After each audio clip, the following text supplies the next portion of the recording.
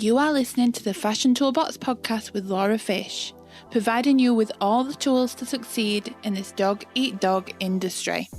Get ready to see a side of the industry that you have never seen before, with real-life insights into what fashion is really like.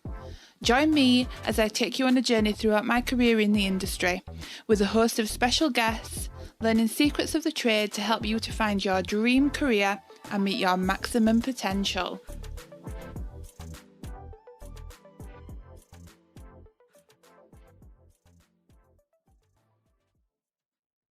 Today on the podcast, I would like to introduce you all to Niamh Hill. Niamh is a senior assistant garment technologist at a large online clothes retailer where she has worked for the past year. She specialises in ladies' woven dresses but is passionate about her role and strives to have a good all-round understanding of every garment type. Prior to her current role, she worked as an assistant garment technologist for Misfit and Nobody's Child, also two large online retailers in the fashion market. Niamh gained her first experience in the industry during her industry placement year at university, where she gained an excellent all-round knowledge of the industry in various positions for companies in London, from design to technical to pattern cutting. This is where she realised that her heart lied with garment technology, and she has never looked back. Niamh is here to discuss her experiences with you all and share an insight into the role of a garment technologist. Thank you, Niamh, for joining me on the podcast today. When did you first become interested in fashion, and can you remember how? So I think I've always kind of had an interest in fashion from when I was a young age. Like I've always been interested in clothes, style. I just love the way like an outfit can make you feel if you're confident. And I just feel like that confidence gives you an extra level of confidence too. So I think when I was in year 9 choosing my options, I knew like I was kind of had an interest in fashion, but I had no idea about where I wanted to take it. So I chose art as an A level back then, as I thought this might have been a kind of a route down into it. It was a bit more of a going down that creative route. I enjoyed art at school. We didn't have an option to do textiles at my secondary school, so this is kind of why I chose art. Then when I went into college, so the 2 years at college, I chose to do textiles, geography and sociology then. Again, I really enjoyed the textiles side of it, but kind of had no real idea about what I wanted to do. I think I knew I wanted to go to uni, but not necessarily like what I wanted to do. I was actually I got a better grade in geography than I did in my textiles. So I was kind of weighing up between the two different options back then. But I think I just found textiles and like the fashion side of it a lot more interesting, and I thought it would be a bit more fun to study. So that's why I decided to look at going down the textiles route. When I started to look at unis, I thought I wanted to look at fashion marketing. So I went to a few open days that were fashion marketing related, fashion communication. But when they were giving the talks, I realised this was going to be quite writing heavy, and I wanted a bit more of a hands-on course. So this is when I started looking at more design courses. But I also thought I wanted an aspect of the marketing or production or communication or something to go alongside it, as I still wasn't 100% sure what I wanted to do. And I thought cutting my options down to just design at that time was a bit narrow, seeing as I didn't actually know what I wanted to go into later on. I found Huddersfield's fashion design with marketing and production course. I thought this was a good mix of the two. So I had an interview for there and got offered a place. And then, so that's kind of how I got started in it and became I think it's really, really interesting that we did the exact same course.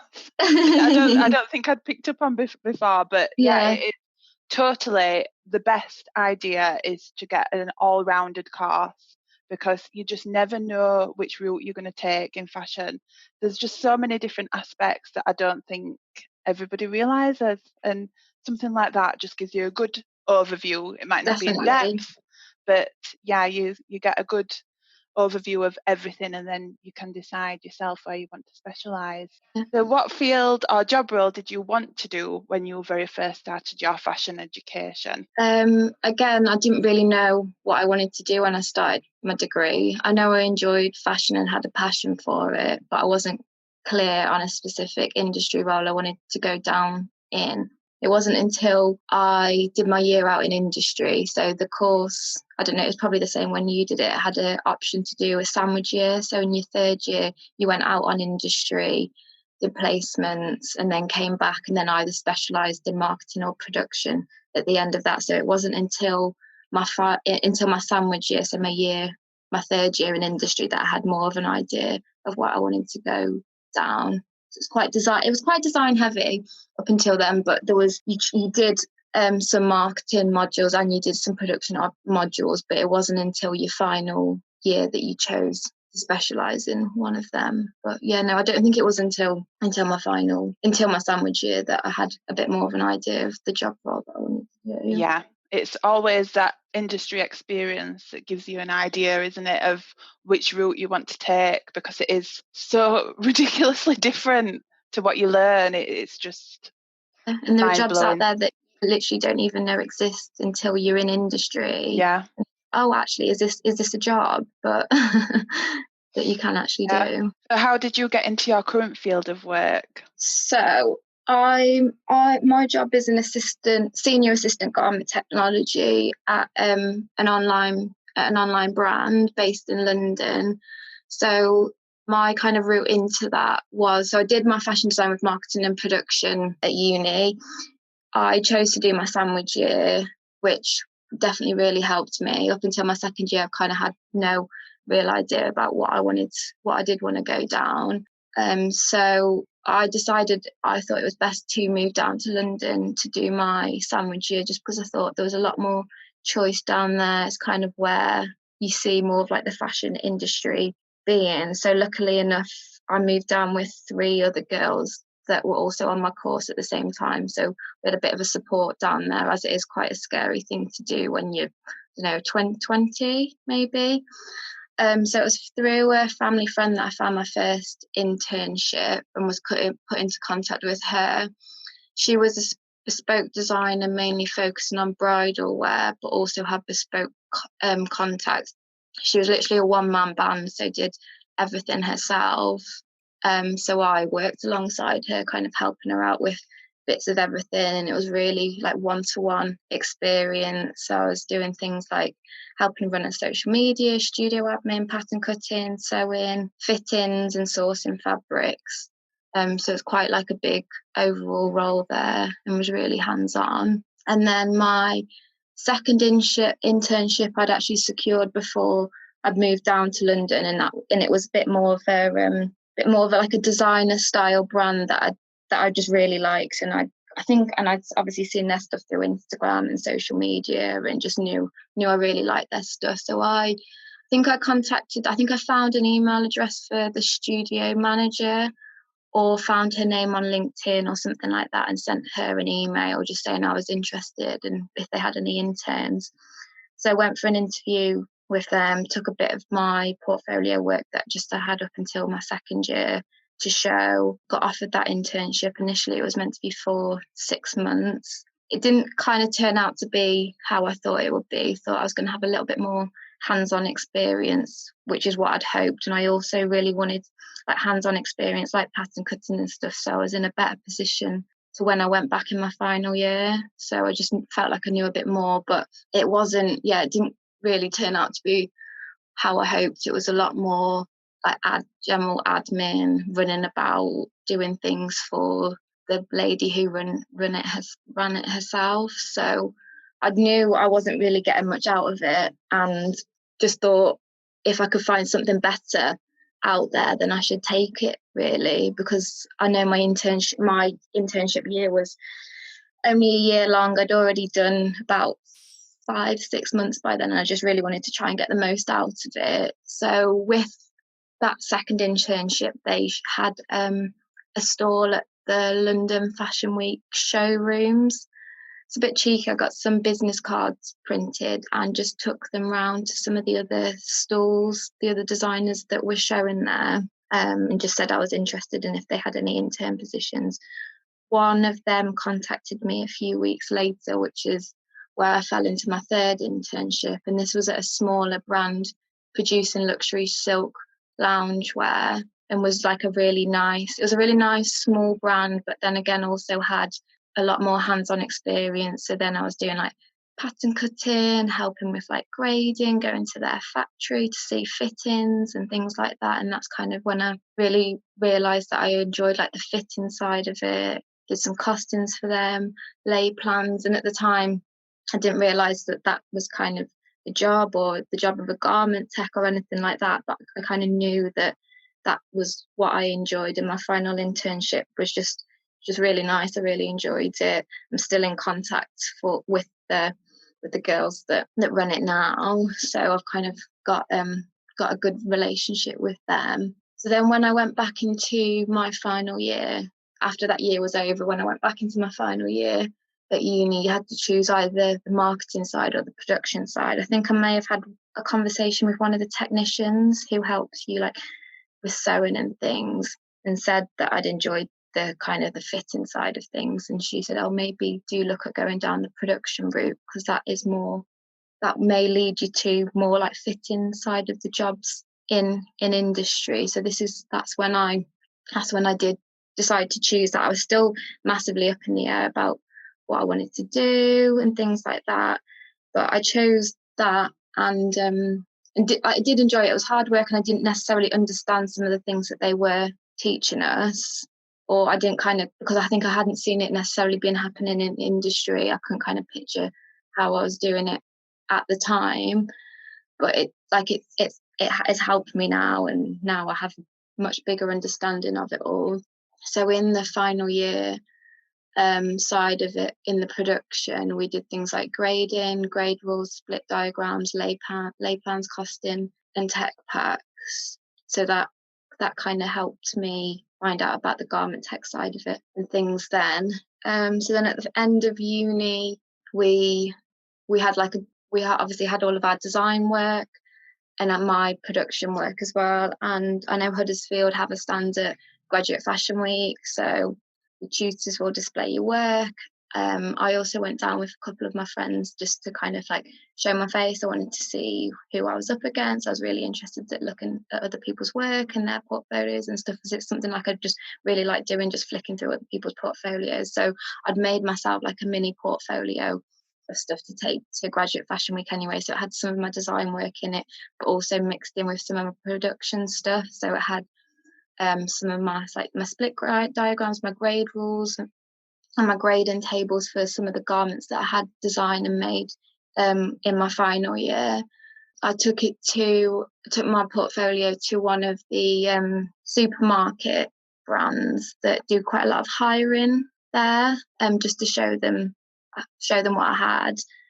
Quite nervous to do this, but took it along anyway. Got speaking to a girl there who thought it was quite a niche thing that I had. She said she hadn't seen many other students do this, and that there weren't many unis that did offer this production side of it. So she said it was really interesting. There weren't any jobs going at the time, but she said that I should be kind of like confident in my work and know that what I had was kind of industry ready. So that gave me a good kind of confidence boost. So after graduate fashion week, I think I was at home for about 6 months, as I knew I just needed some time off after finishing uni and just kind of wanted a bit of a break. After that, I started applying to garment tech roles if I saw a garment tech role at a brand, I tried to apply to those ones. I was a bit more focused on working at a brand for some reason in my head. That's where I kind of wanted to see myself going and stuff, and I was a bit more attracted to that. I can't remember how many I applied to, but literally didn't hear anything back. So that was a bit disheartening and stuff, and I didn't really know what to do from there on. After that, I'd seen some jobs advertised on recruitment agencies, so just started applying to a few from there. got a much better response from the recruitment agency. They kind of sent my CV over. They'd ring me back just to have a conversation, see what experience I had. And then I think it was through 3 different recruitment agencies, they found 3 different job interviews that I quite like the sound of. The first one, it sounded good over the phone. I went there and it turned out it was more of like an internship role, and it was going to be a lot more admin based than what I wanted. I feel like it was kind of a role that would have got me through my 3rd year at uni, but it wasn't the kind of step up I felt like that I could do as my first industry role. So that kind of brushed that role off to start with. And then the other 2 roles were at suppliers, doing assistant garment technology roles, so kind of just helping out with everything that the supplier does within garment tech. They both liked me, so I got invited back on 2 trial days, got offered those jobs, and then I just chose between the 2 of them. I think it really just came down to the girls being much more friendly at one of them, and I was moving down there not really knowing anybody in London again. So I was just like, if I felt like I wanted to make some friends down there, I could see myself being friends with the girls that worked there, and kind of took it a bit more based on that. They were both similar suppliers, supplied to similar high street stores. So that's kind of how I got into that. I was there for about a year and 6 months. I was helping with digitising, costing, grading, adding grade rules, measuring garments throughout the fitting process. I really enjoyed it, but after a bit of time, I kind of felt that I'd outgrown the company slightly. There wasn't a room to step up there, as there wasn't any, and if anybody hiring at the next wasn't ready to hire at the next level up. So I started looking elsewhere, and that's where I found my job that I'm currently at the moment. So it's a big online retailer. So I've moved from the supplier side to the brand side, which I'm really enjoying. Been there since last September, and class it as a little bit of a dream role, really. It's a really good company to work for. They really want to look after their employees. They've helped train me on things that I wasn't 100% confident with. Like, I didn't get that much experience at my old job fitting garments, but they're really willing to help train me up, and I've had lots of one-to-one fits with my manager before big fit sessions, just to kind of go over things that I'm not as confident with. So I'm now senior assistant position at the job I'm in now. So it's kind of the next step up. So I'd like to be where I am for a while, really. So hopefully everything will go well. Yeah, it sounds like you got a really good overview of the industry on your placements, and it's just such a shame that second company that you went to, some of them are just like, they just block off students and they don't want them to learn. It's like, I did actually go to the studio manager one day and just said, "Oh, is there any chance I could do a little bit more pattern cutting or a bit more hands-on experience, or do this or do that?" And she did want me to do well, and she did try and give me that experience, which I probably was a bit more hands-on for about a week, but then it just kind of fell back into.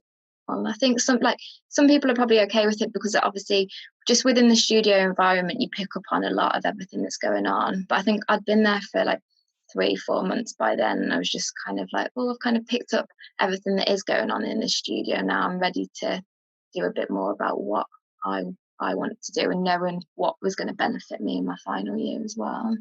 Yeah, I think that they need to recognise the students that want to learn and are willing, because that just shows the commitment, and you could be a real help, and maybe, who knows, an insight into the future. But yeah, it's a shame. And yes, it's really, really disheartening when you turn down for job, or nobody replies to you. No. It's just, oh So I gosh. had so many jobs that I'd applied to, which literally just didn't get any answer at all. No. Yeah, it is so bad. And I think that no matter what, all companies should reply because you're putting in Yeah. that effort, Sometimes you're even creating a CV Mhm. specifically for Yeah, that and person. most of the jobs that I did apply to as well, I'd send a tailored cover letter to Yeah, go along with the CV. So obviously that takes time. Then you want to put things in your cover letter that the brand are doing at the time, so they feel like you've spent time to look at them too. But yeah. It's almost a shame that you have to go to the agencies, but they yeah, are, like, as you say, that they are so helpful and they will always acknowledge your application and they will help you in finding something that's suitable for you. So definitely. Yeah. that's good, and I would recommend agencies as well. Yes, and you spoke quite a bit there about your production portfolio, the report that you did in your final year. Uh, Mhm. what exactly did that include?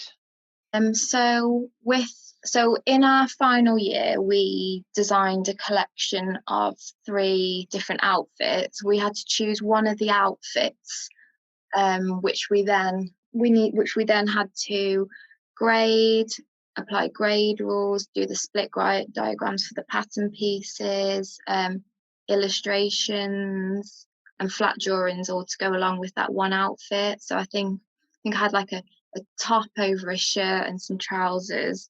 So we literally had to digitize in each pattern piece of each garment, upload it onto the system, grade it with the grade rules that we had in. I think we used a grading book that uni recommended for us to find out the grade rules for that. Did our split diagram, so where garments should kind of increase from. I had my illustrations from my design side of it anyway. So within the design, the illustrations weren't actually needed in the report. The report was just kind of each garment going through the split diagrams, grading, grade rules, and a bit of a tech pack, a lay plan, and a costing, actually. Yeah, I remember now. And then what I took to Grad Fashion Week was that side of it. So all my grade rules, split diagrams and stuff as well. But I also added in some like illustrations and my flat drawings too, just to make it a bit more like visually appealing. I think just seeing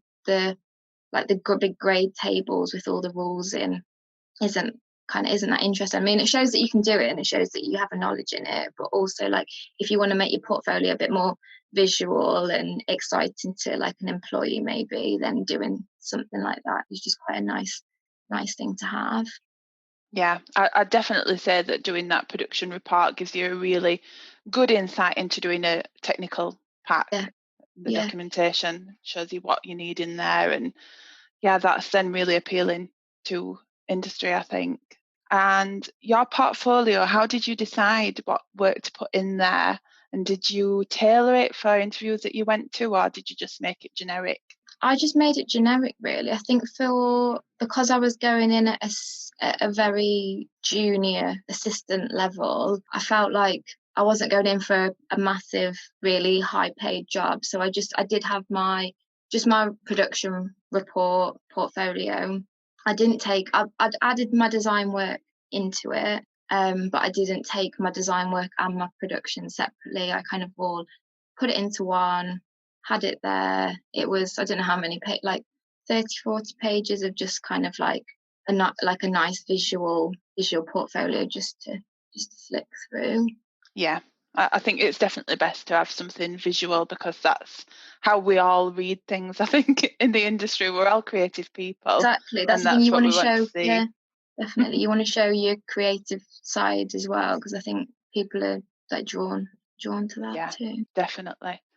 So, what skills would you say are paramount to your role in the industry? I think you need good communication and perseverance. A lot of my work at the moment is communicating to suppliers that may not be based in the UK. So you kind of need to be really clear and understanding, knowing that their English may not be the strongest or they might not be understanding if you're trying to say something really, really complex. So I think good communication, if they come back and are unsure what you do mean, you communicate to them again, being really clearly to try and make sure they do understand. So when you do normally if they're communicating with you, it's something to do with if they don't understand a fit comment that you've made to the garment. So if you're not clear in telling them what you want to do, then the next garment coming in is quite likely to be not right or not how you want it to be. So I think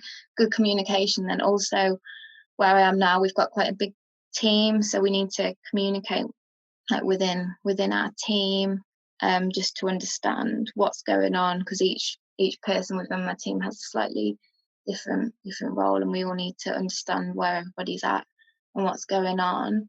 And then also within my role, I think you need to have good garment construction knowledge too. So if most of a job within garment technology is a lot of fitting and understanding how garments fit together. So if you know kind of the basics of pattern cutting, or knowing how like seams match up, or how armholes go in, or things like that, I think that's going to put you in a good position. So yeah, just knowing how garments fit together and garment construction. I mean, I don't think it's like, I don't think you need it.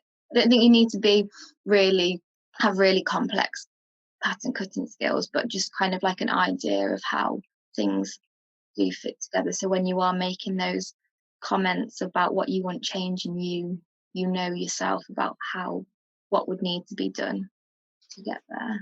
Yeah, I completely agree with both of those.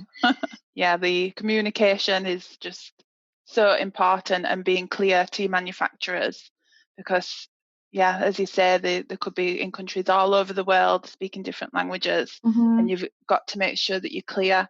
And that's not just being clear, being concise as well, I think, and keeping it to the point. And yeah, the garment construction knowledge, I think that's beneficial for everybody. Even as a designer, you need to know how things are going to sew together. Yeah. I know there are some people where I am at now that didn't do like the design degree. I think they did a management degree, but I think they do have kind of the basic knowledge. I don't know if they did like a year course in pattern cutting, or I know they've been at the company that I'm at for about 6-7 years, and I know when they first started out, our company used to give pattern cutting lessons, or used to go into more detail about pattern cutting and garment construction. I think as like money restraints have got a bit tighter over the years, they've kind of stopped doing that. But I think they did used to offer some courses, some lessons within garment construction and pattern cutting, just to give you that edge. And I think it was like more detailed things like a bodice, or like how a bra went together. So people that wouldn't necessarily have the knowledge in say like lingerie or a bit more contour design, that gave them a bit more insight into how to do it. Yeah, that's really good of the company to offer that, and it's a shame that they've had to knock it on the head. But it'd be something that I would really enjoy. Yeah, maybe they'll pick something up again in the future. I guess if people were to mention it, it might just spur them on a little bit. Yeah, get those hints in there. Yeah, I know. Keep dropping it in. Did you learn those skills within education or within industry?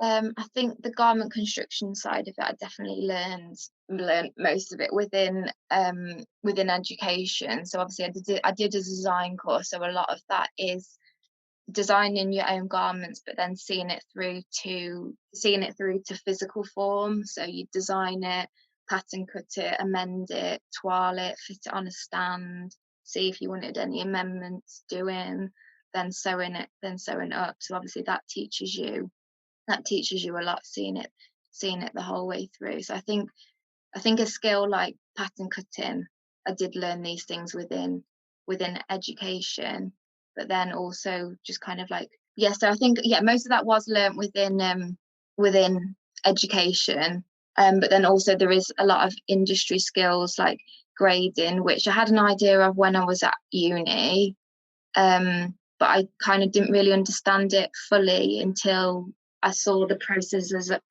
of it happening within my first job.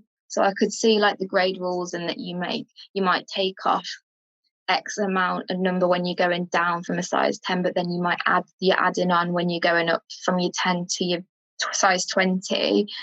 But I didn't kind of see it happen as such. I think that was something that I really understood and got to grips more once I was in industry. So yeah, I do. A difficult one to grasp, grading, isn't it? Still, I'm just, does this make sense? Adding on bits here, adding on bits there, different if it's like, I think it was my old job, if it was like under 90, it would grade, but then if it was over, it wouldn't, and then it grades differently within your bodice to the skirt, and adding on all bits here and there. But I know that's another specialist job in itself. Like, yeah, it is definitely. And understanding all bits here and there, and I think there's like quite a few like tips and tricks that when you really know your stuff, you can amend things slightly and it will turn out okay. But haven't got that haven't got that understanding just yet. No, you'll have to, if you want to go into that, you'll have to probably do a, like you say, a specialist course. Definitely. So difficult to pick up, but it's really, really interesting as well. Did you learn digital pattern cutting and grading as well as manual at university? No, it was all manual at uni. Yeah, well, I think in final year when we were doing the production side of it, and once we used Optitext in final year of uni, so we could digitize that in on the system. No, actually, yeah, no, we did manual pattern cutting, but digital grading. So yeah, we use Optitext digitally to grade, but all of our pattern cutting was manual. You can use Optitext for digital pattern cutting, but whilst we were at uni, we focused on manual pattern cutting. Once I've been in industry at my supplier role, we did digital grading again. I was trying to remember the software earlier, but it's completely gone. It wasn't Gerber and it wasn't Optitext. I'll see if I can. It wasn't Lecturer. What's the others? Vetigraph? Yeah, Vetigraph, that was it. I knew as soon as I heard it, I'd remember. So we did minor kind of pattern cutting changes on Vetigraph as well. That was something that we were trying to push, but it was quite like an old style suppliers, and quite a lot of the pattern cutters there didn't necessarily want to move to the more digital side of it. They were happy. Yeah. Some of them did and were really up to willing to learn, but then again it would have mean revamping their whole ways of working, moving from paper patterns to digitally. But I think once they'd have got all their blocks in and that digitized, it would probably have made their lives easier and a lot quicker. But it's a big change. It is, yeah. I can totally sympathise with them when they're against moving digital, but it would make life so much easier and so much quicker as well. Just it is really, really amazing software. And I, like you at university, I've done both and I've worked with Gerber, so I can see the benefits, and it's definitely worth switching. What was the most useful thing you learnt at university that has supported your career so far? I think probably it's not necessarily to do with the design side of it, but I think it's more just to be like hardworking, just spending time, and if you've got that mindset and enjoy what you do, I kind of always think that it'll be okay if you are hardworking, passionate about what you do, and willing to put in like that time and effort. I think it'll pay off. So that was kind of a useful thing that uni taught me, just to kind of, obviously it was really hard and I did work hard, and I had days where I literally just didn't want to do anything, and probably didn't do anything either. But also had days where I just had to get up, take myself to the library, take myself to the studios, and just knew I had to get on with it. So, and I feel like that's kind of, it has it has paid off. And then obviously there are the more hands-on skills like the design side of it, the pattern cutting, the garment construction knowledge that I have needed to get where I am now. But I think if you've always got a mindset that you want to get somewhere, then hopefully you always kind of will. Yeah, I completely agree with that, because that you need that passion to progress really in the industry, and everything comes natural to you then. You're hardworking, and passion drives everything. Yeah. So what does your job entail on an average working day? So answering lots of emails, lots of queries. They may be from other members of the team, like buyers who don't have as much garment construction knowledge, so may have had an email that they need help on. We also have a lot of emails from our suppliers that might need help understanding fit comments, grading, and general production queries. We use a system called Lighthouse, which all the styles are uploaded onto. We upload the pictures from fits or the fit comments. We approve the grading on there. We can make gold seal comments on there. It's mainly Garment Tech that do use Lighthouse, but the buyers can come in and see things on there as well. I think the designers probably use it too, but we don't actually sit with the designers, so I'm not 100% sure on what they use. Merchandisers don't. But yeah, Lighthouse is kind of my get through all of my work. It's check it every morning and it'll come up with a number of queries and stuff on there. So I kind of just work my way through that every morning with other things going on. Fitting is also another big part of my job. So I'm on the woven day dress department where I am at the moment. So I have a tech who's above me, who's my boss, who I check in with, and she makes all the fit comments. I do photos, measure garments and stuff like that. I have started fitting a few of the garments myself and trying to get my confidence up doing that and my knowledge up. So that's something I want to kind of progress with. The next role up within where I am at the moment is the junior level, and at junior level then you get your own department, so they trust you with, it's normally a bit of a smaller department, but they'll trust you with kind of everything, and you'll be the sole garment tech who's on that department, so you do all the fitting, see everything through the whole way through all together, so you're in charge of all that. So I'm on woven day dresses. We fit about 5 times a week. Fit sessions vary from 30 minutes to about 3 hours, so it can be like 3-hour session can be quite intense and quite long. So yeah, she'll communicate all the comments onto the Lighthouse after the buyers have told her what they want the garment to look like. So if a garment comes in and a buyer doesn't like the length, like a frill, a detail on it, we'll then communicate that onto Lighthouse, as well as general fit issues. So if it looks too big around the bust, the waist, the hips, if an armhole's not fitting properly, we'll also then make the comments that we want that amending to. I then take photographs of each style, so we try and make it as easy as possible for the supplier to understand what we want changing. If it's a really in detailed style, I'd take really detailed photos of how we want it amended.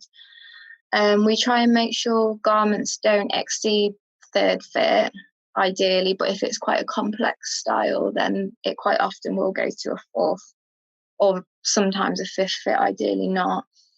I also help with things like gold seals. So a gold seal is a garment that we've seen the whole way through and are happy to seal it based on minimal comments. Quite often a gold seal will come in and we're like, oh, I don't think we made that comment, or that's not fitting exactly how we'd like it. So we try and look back at the previous fits or see if the supplier has done something slightly differently. And then I also do quite a lot of testing, so checking test reports to ensure fabrics have performed properly and are to industry standard, looking at care labels, if the right comments are on the care labels that reflects how the fabric's performing. If a fabric has failed, then I may do an in-house test myself to see the level of it see the level of how bad it is failing, whether we think it's commercially acceptable or not. So this would be things to do with pilling, seams being strong enough, colours running and won't be fade when exposed to sunlight. We've also been doing a lot of testing regarding to metals and trim details to check that they don't have any harmful chemicals or anything that may irritate the skin too. So Okay, so you mentioned the Lighthouse system that you yeah, use. Is that kind of like a product lifestyle management software? I think so. I think that's probably what my company call it. I think that's probably, I know different companies do have different ways of. And do you communicate with your suppliers through that software then? Do they get to see all the comments? Mostly we there's a lot done over email too, but there's a kind of a text box in there that you can communicate with, and that will also send a message to their email address, so they pick up on it through email as well as being able to check the system. So you can kind of go back and forth through that. Yeah, it's definitely a useful system. How many? Oh, sorry, go on. Sorry. I feel like they might be trying to overhaul the system or update it soon, but I'm not. Interesting. Would be interesting to know what changes they do. And you mentioned the seal process. How many different stages are there in the seal process at your company? A garment will always come through at first fit stage. So this is after a designer has designed it, sent their sketch to the supplier, and then it'll come through to us. Obviously, this is the first prototype that we see. So the first fit normally needs the most amendments doing to it. So the designers aren't actually hardly ever in any of our fits. It's then down to, so they've designed the garment initially, it's then down to the buyer to change or what they think is going to be commercial or not. So we'll be in a room, so we'll see the first fit, we'll be in a room, the buyer might say, change the length of the sleeve, we want to take that frill off, we want to do this, we want to do that. So that's kind of your first fit. We'll then communicate those comments to the supplier, which will then make those amendments and send a second fit in.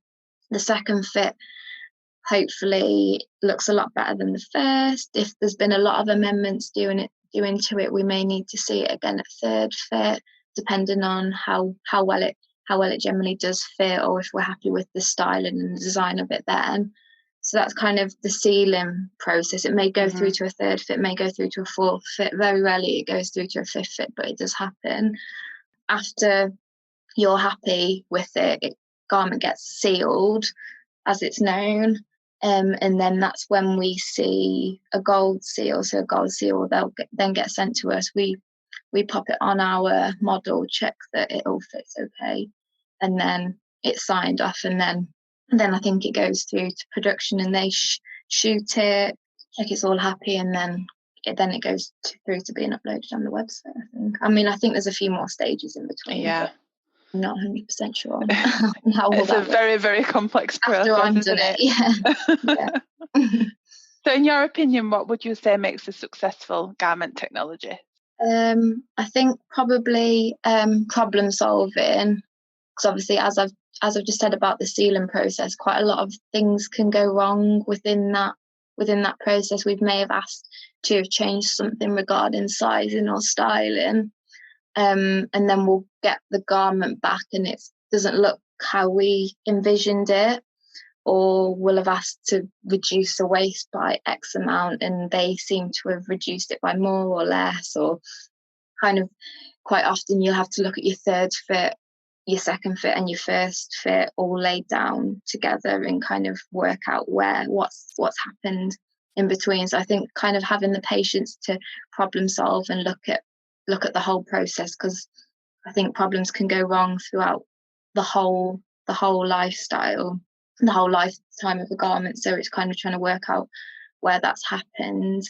And then also good communication with my team and suppliers. So a buyer will quite often tell you that they want a garment to look a certain way, but because buyers don't necessarily have that garment construction knowledge, then it might actually be impossible for it to look that way. Pattern cutting you may not be able to pattern cut a style in the way that they want it to look. So it's kind of then communicating with them to tell you, actually, I'm really sorry, like it can't look like this, but then suggest an alternative and explaining to them why it's not going to work. So I think kind of having that level of communication with your buyers and with your suppliers will also help. Yeah, and I think the problem solving aspect is actually the fun part of the job.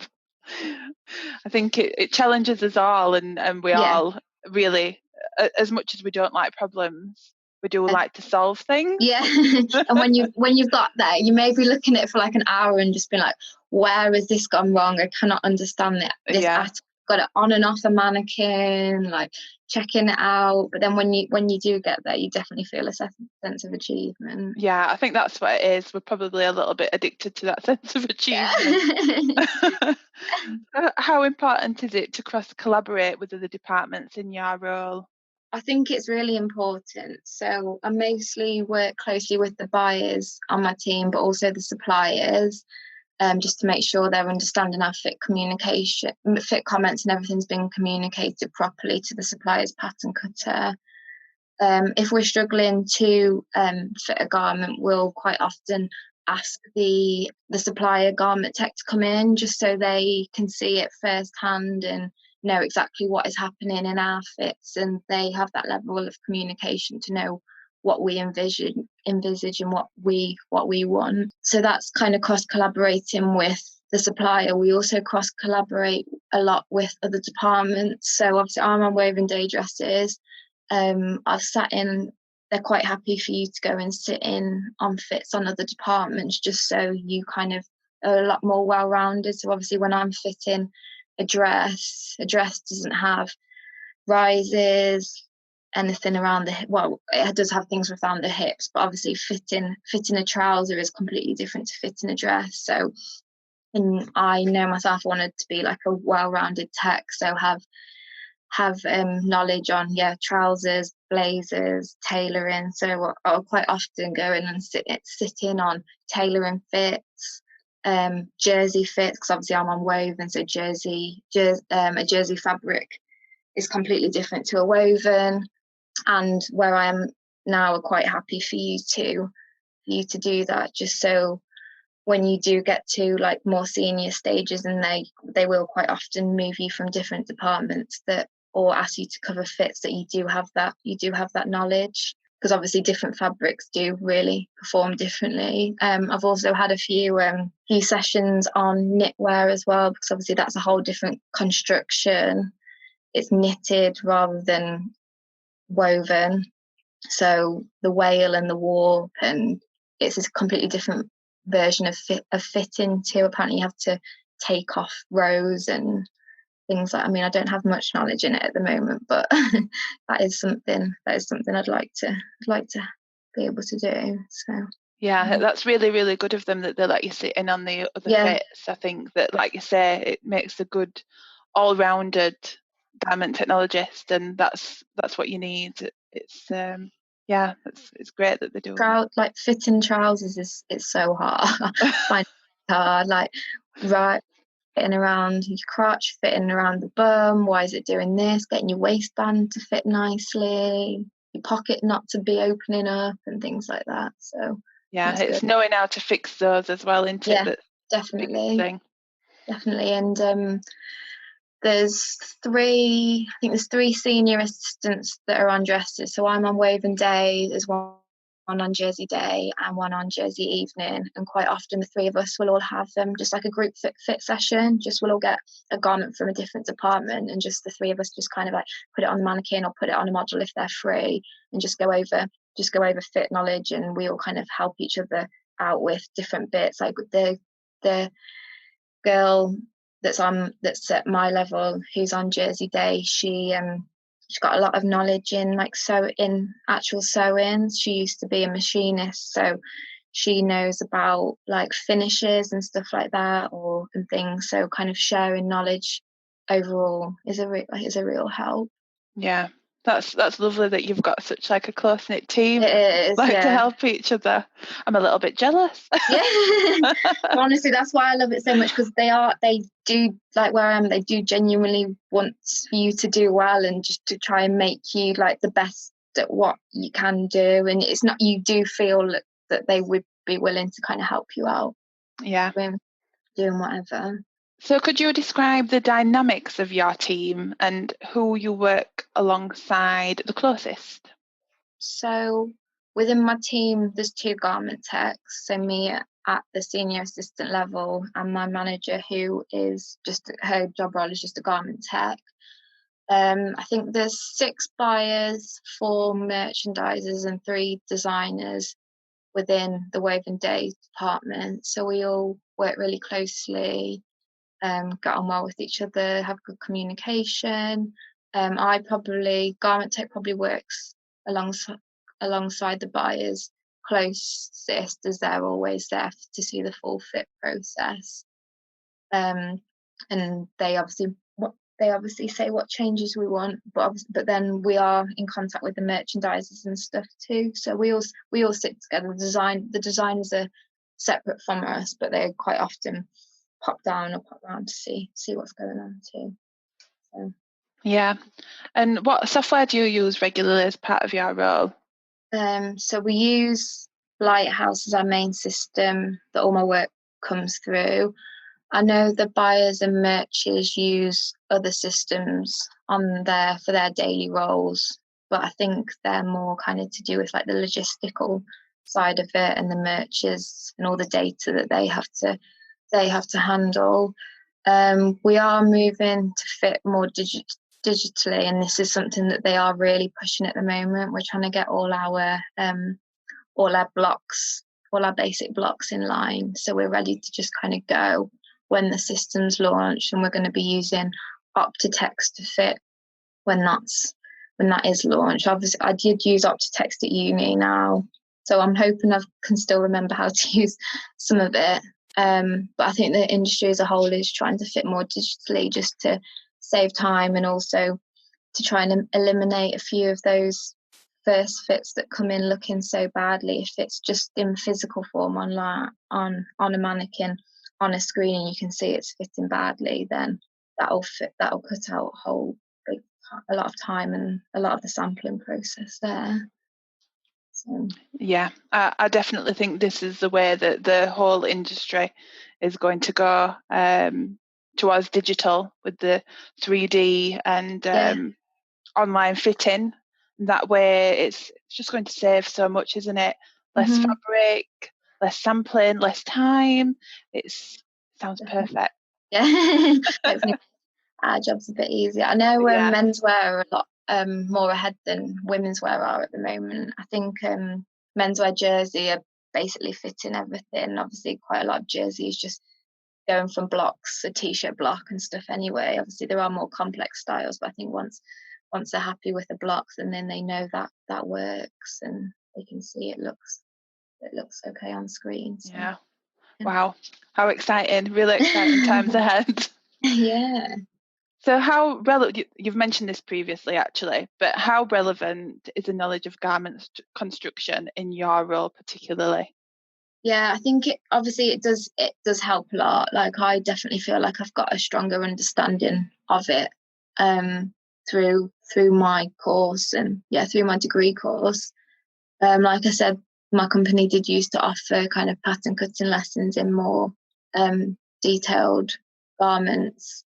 I said I don't think it's completely necessary, and it is something that you do pick up on over time, but I think having it has definitely helped me understand the ins and outs of it, and understand garments in more depth. And if you are making a fit comment, knowing how it's going to affect the rest of the garment too. If you make a fit comment, regarding a neckline, then that's going to reduce your shoulder seam, which may affect how the sleeve pitch or the sleeve head's put in. So I think kind of having that extra kind of knowledge in pattern construction definitely helps. Yeah, I completely agree with that.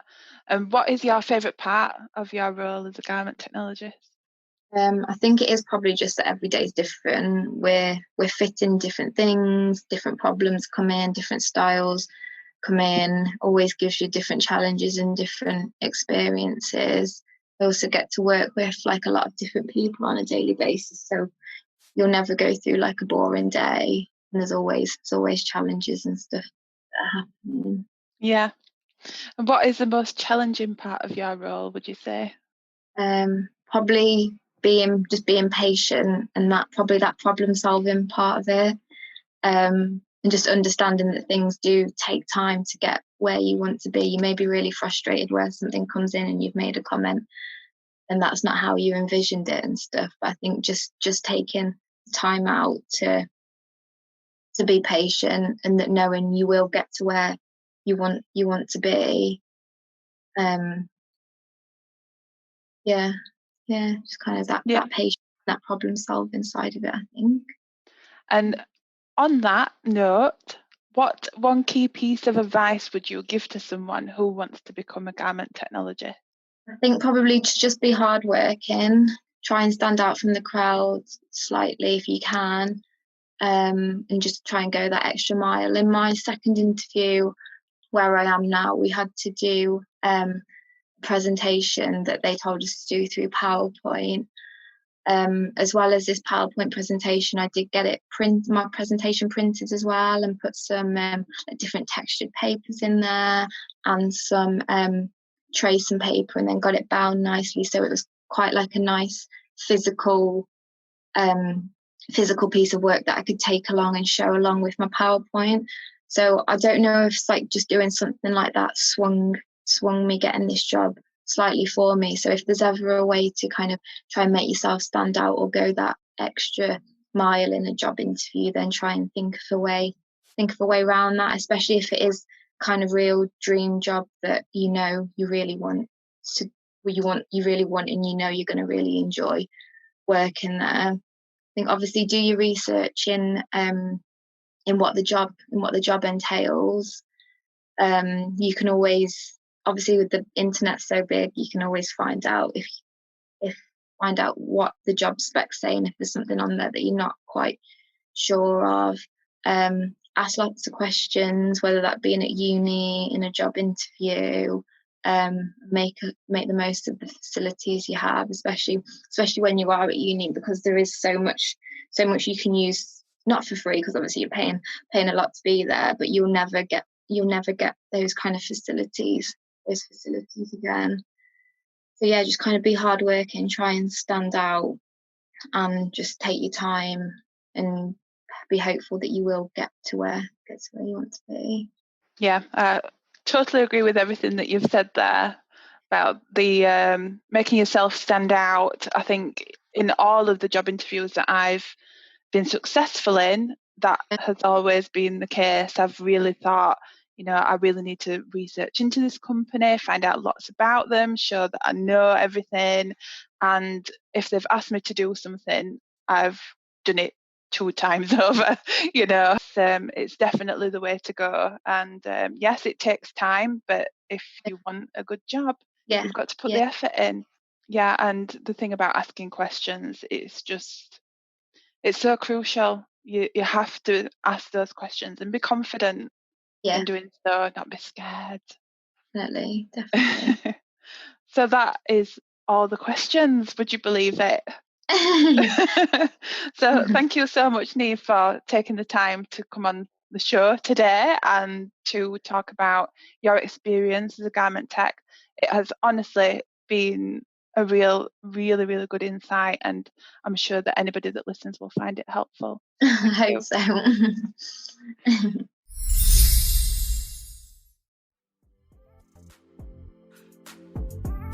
Thanks for listening to the Fashion Toolbox podcast.